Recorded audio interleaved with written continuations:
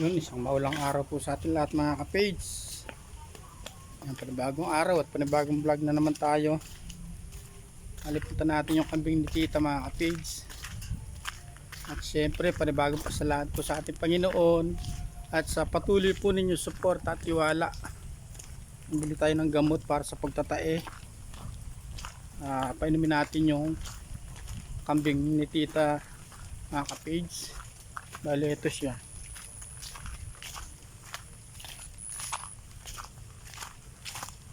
Dito na sa tabi-tabing bahay, dito yung lang kinulong. So, usapan ko yung may bahay dito or kubo na dito muna pakikilagay yung mga kambing mga kapatid. Ayan. Palito po siya.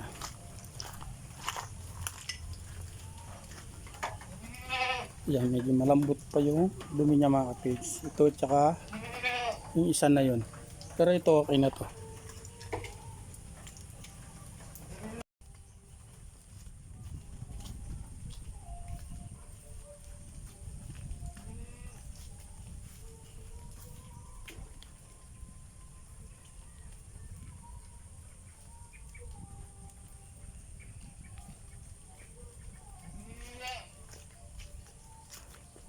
Tapos yung isa naman mga kapits, bali 3 ml lang yung pinainom natin.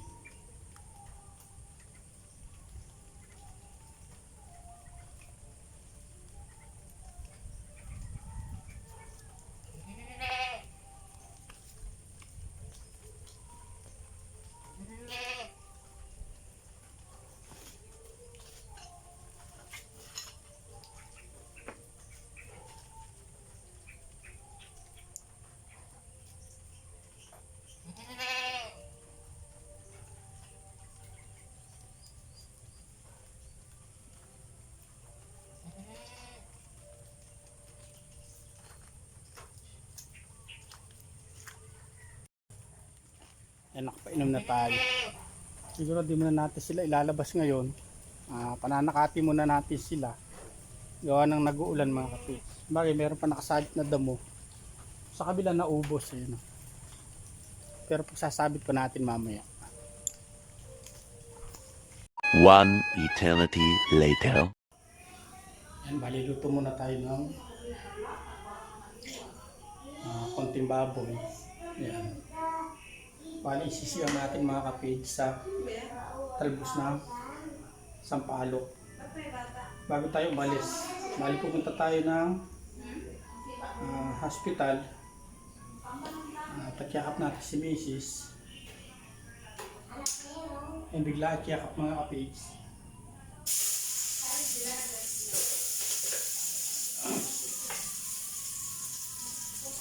Atin.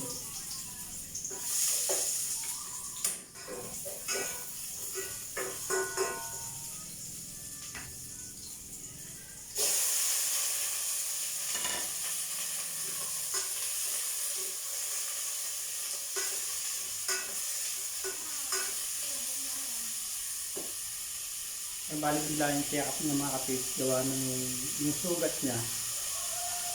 Pero may konti nagsariwa na karoon siya ng parang may lumalabas na mga kapit. Kailangan natin sa pa-check-up. Ayun na, bago tayo malis, luto muna natin yung mga batang umaulam nila mga kapit.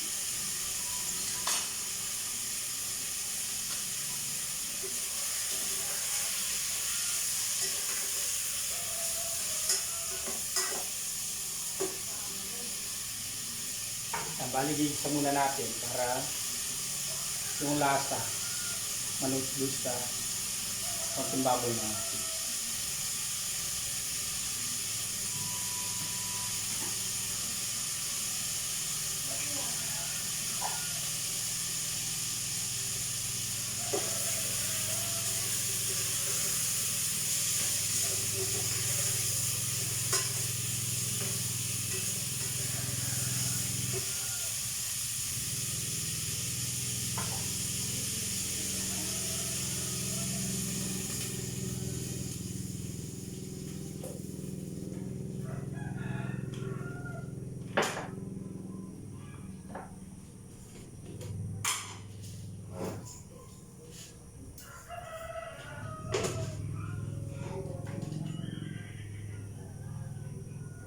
At sigpo na tayo ng tubig mga kapids.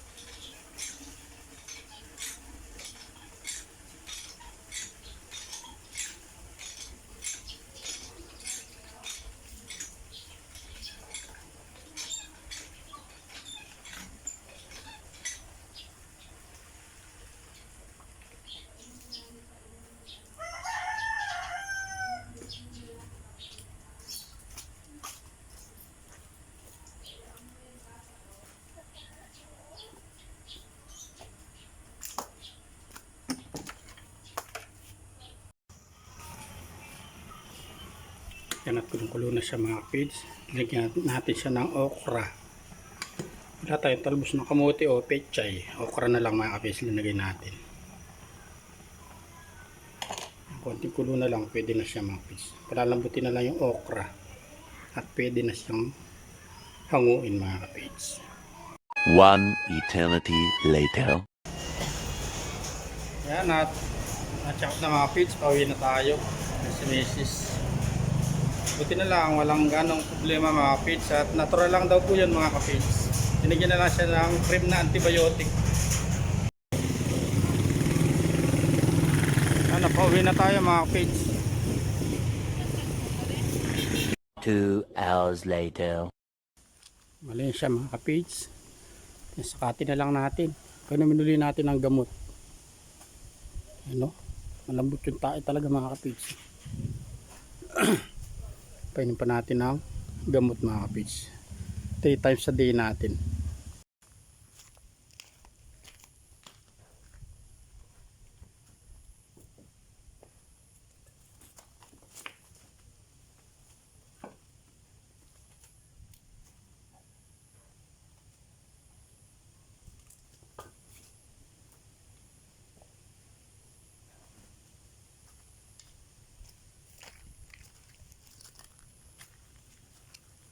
Napainom na natin. Medyo mailap lang sila mga kapids kasi bago-bago pa lang sila natali. Painumin din natin yung isa, yung potro. Walang dito yung isa.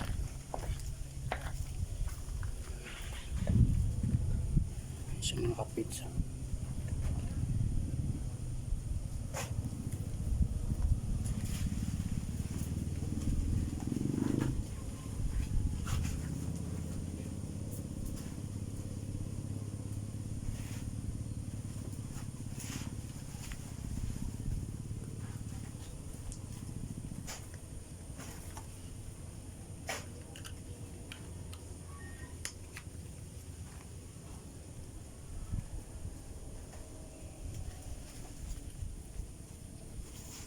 At subukan muli nating mag-abang ng mga isda mga kapids.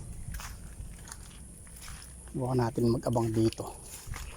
Baka madali natin dito yung hitong malaki mga kapids.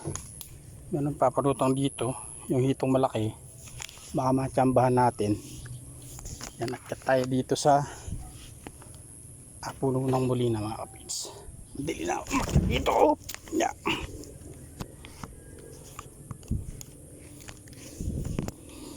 Sana matiyempuhan po natin. Diyan na siya nagpapalutang. Ayun, meron na yun, oh.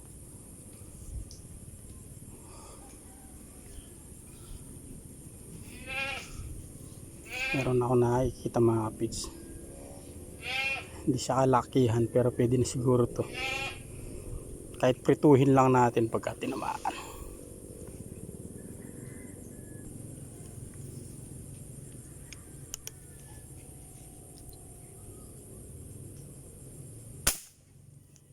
Lakas.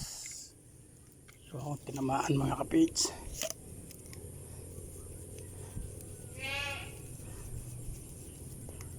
Ay mukhang hindi. Sablay po mga kapage. Marami. Ay lubog.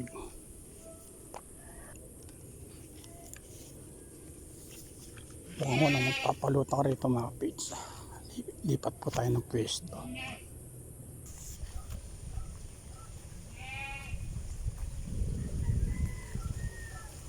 Kaya lang medyo sukal po dito mga kapage. Tayo sa gawi dito. May konting malinis dito. Yeah.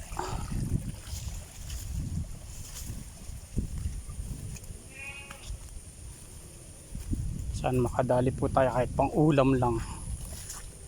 Libre po tayo uli ng ulam mga kapage. Yun o.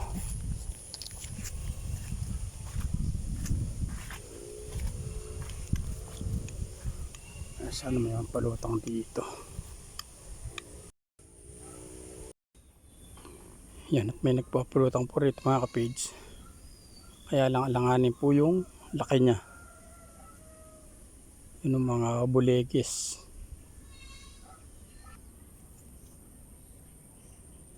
Masyado pong maliliit yung nagpapalutang mga kapage. Alanganin siyang barilin. Halos ganito lang po lalaki yung mga lumulutang.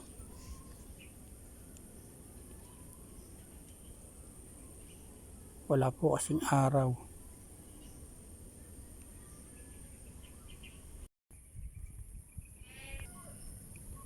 Yan bali may mga bundalag dito mga kapage. So, baka may inahin po ito. Matsambahan natin pag lumutang.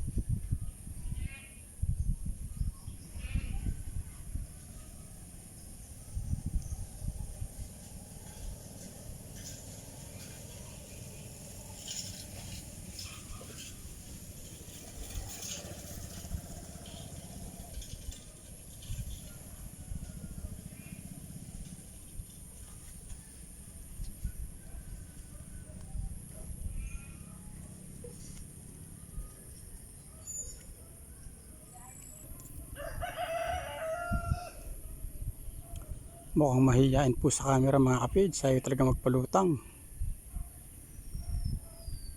Baka nahihiya sa camera mga kapage. Pag may camera, may lumulutang walang lumulutang mga kapage. Pag wala, may lumulutang.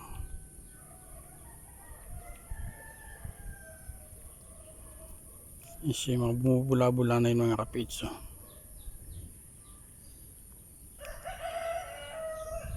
Kaya lang mukhang wala yung inahin niya.